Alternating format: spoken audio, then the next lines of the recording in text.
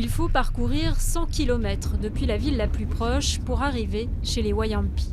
Jusqu'à ce panneau, terre protégée. On n'entre ici qu'avec l'autorisation des propriétaires des lieux. À peine arrivé, la tribu a un message clair à faire passer.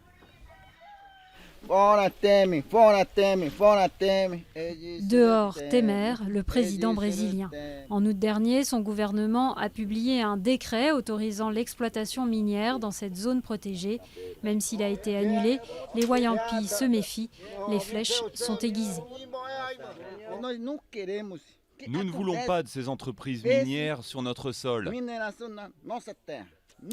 Jamais nous n'en voudrons. Nous sommes ici, chez nous. Cette nature est à nous. On se tient prêt. On n'est pas encore rassuré. On lutte toujours pour qu'il n'arrive pas encore autre chose. Arcs, flèches et téléphone aussi. Tout est bon pour se défendre.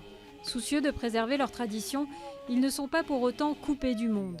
La plupart des jeunes vont à l'école en ville et en profitent pour partager leurs vidéos sur les réseaux sociaux, comme celle de leur récente manifestation anti-Temer. On doit envoyer ces images sur Internet pour que les gens voient comment on vit. On est très inquiets ici.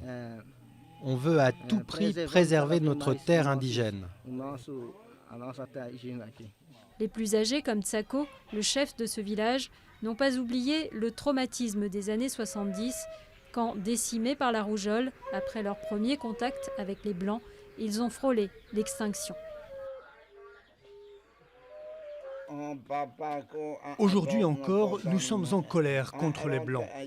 À cette époque-là, ils nous avaient volé nos enfants.